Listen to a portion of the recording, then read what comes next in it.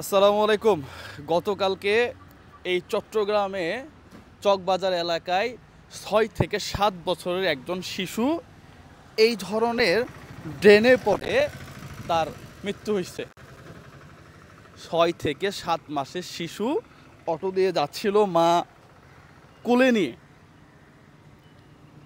মা সহ ড্রেনে পড়ে গিয়ে মারা উঠে আসছে।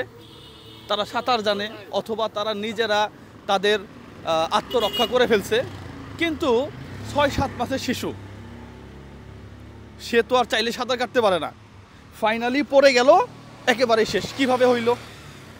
ঘটনাগুলা হয় কিভাবে আমি একটু দেখাই আপনাকে। আমি যদি রাস্তার একটু এই পাশে যাই,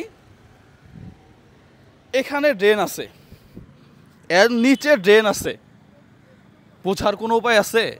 বোঝার কোনো উপায় নাই। এখান দিয়ে গাড়িও যদি কোনোভাবে উঠে যায় তাহলে অ্যাক্সিডেন্ট হবে না, দুর্ঘটনা হবে না। ঠিক পাশাপাশি রাস্তার ওই পাশের অবস্থাটা আপনাকে একটু দেখাই। এই পাশের অবস্থা হচ্ছে, এখানেও ড্রেন আছে। এই ড্রেনটা থাকার কথা ছিল এইভাবে ঢাকা।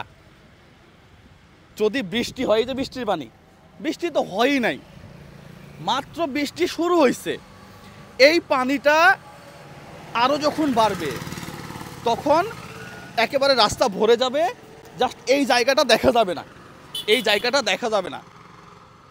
ওই যে অটো ভাতিজা মামা তো হু হু করে টান দিবে, চাক্কা একটা পড়ে যাবে, সঙ্গে সঙ্গে শেষ।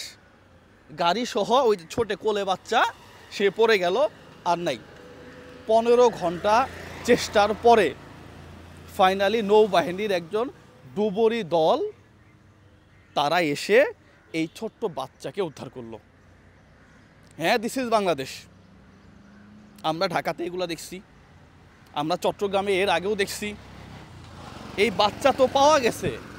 অসংখ্য পরিবারের বাচ্চা আছে যাদেরকে এই ড্রেনে পচে একেবারে শেষ হয়ে গেছে, পোকামাকড় খেয়ে ফেলছে, তাদের লাশ পর্যন্ত আমরা পাই নাই।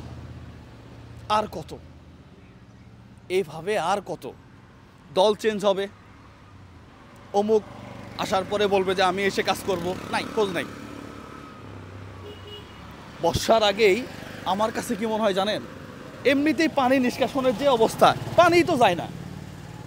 এর মাঝখানে যদি একটু উপরে ওই একটা স্ল্যাব দিয়ে দেওয়া যায় তাহলে এই ধরনের দুর্ঘটনাগুলো হয় না।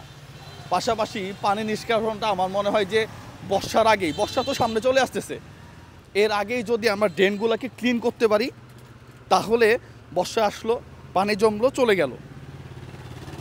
বিশ্বাস করেন, এখন যদি টানা 2 ঘন্টা বৃষ্টি হয় এগুলো সব ডুবে যাবে। ডুবে যাওয়ার পর এখানে যে ড্রেন আছে বোঝার কোনো উপায় নেই, তখনই দুর্ঘটনা হয়।